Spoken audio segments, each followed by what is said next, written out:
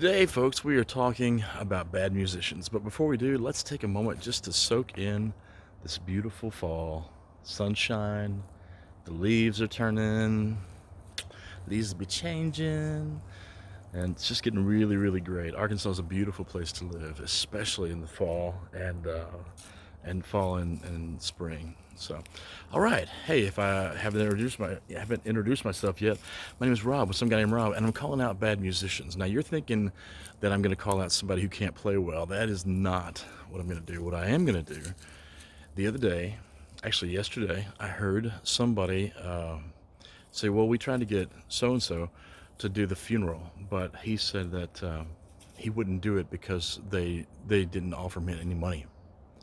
All right, so just take a second and let that sink in, because most people are going to have my reaction to that, which was, "Wait, I'm sorry, I didn't hear you. What did you say?"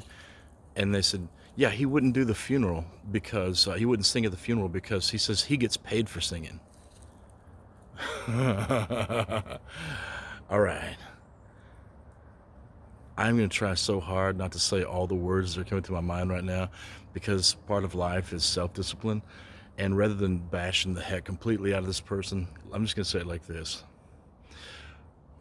We were not born into our own skins of our own choice, right? I mean, I could be a multitude of different ethnicities.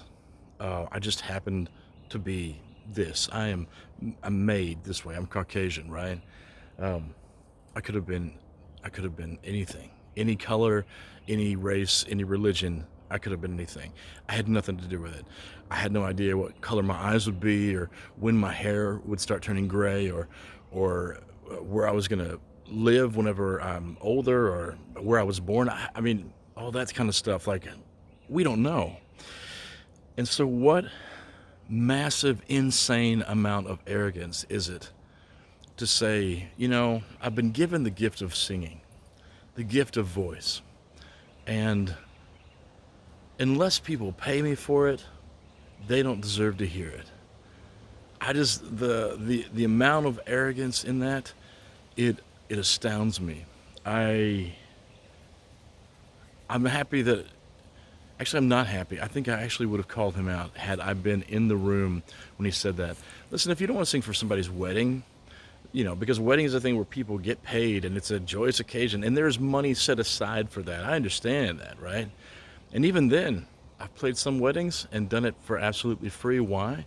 Because it's a celebration, and if that's the gift that you have to bring to the wedding, bring it. But the same thing is true with a funeral. And as a matter of fact, it's 100 times more true. If we are, man, I'm trying to hold my tongue to a degree because I don't want to just, but if you've been given a gift, it's not yours solely to do with as you see fit. Your gift is to be shared with other people. Your gift is to be given away to other people. Now, if people want to pay you, the kind art of patronage or reciprocity, that's fine. That's great. But to think that someone's died, a family is grieving, they come to you and they say, "I would like for you to have the honor of singing at my parents, or my dad, my mom, aunt, whoever it was who passed away." It's an honor to be asked. It's a privilege to be asked. I don't think I've ever turned someone down to play at a funeral unless I was not physically going to be in that area. There was no way I could make it. And even then, I can't think of a time that I've done it. The only thing that I can think would be legitimate enough would be I'm not going to be there that day. I've already have something else and I can't get out of it. We change our plans. I'm going to tell you about this one day. It's just such a strange day for me. In the morning, trying to remember exactly, yeah, in the morning I played a funeral. This is a Saturday. And in the middle of the day, I played a wedding. And at the end of the day, I drove an hour and a half down and played a benefit for a battered women's shelter. And then drove back, umpteen o'clock in the morning for free. Why? Well, because the funeral is obvious. You just give your gift away. You try to help. Your gift is there to try to console people. And if you're a musician and you're like, "Well, I ain't leaving the house unless I get $500. I don't step on stage till I get, then something tells me your ego is this big and your talent, well, what good is talent without personability? What good is talent without humility? What good is talent if you're just gonna, anyway, it's a fool's errand to overguess what that person is worth.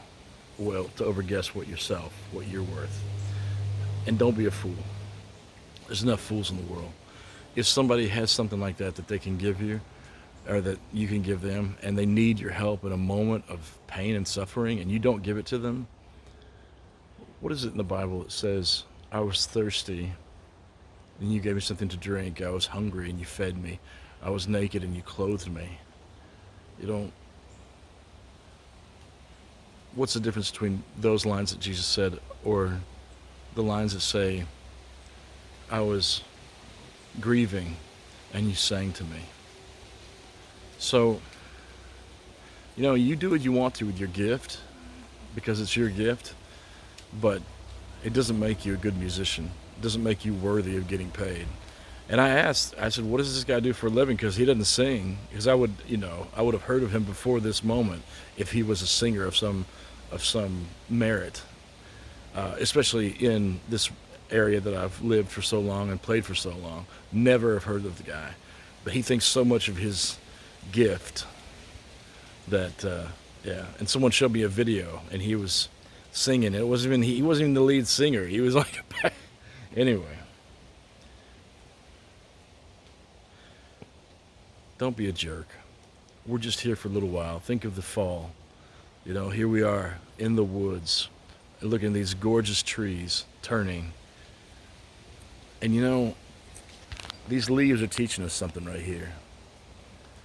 They know that they're just here for a season. They're just here for a little bit. And they're going to be beautiful, and then they're going to be gone. They're going to be mulch on the earth. I'm stepping on leaves right now that have already fallen. So our job is not to hoard beauty.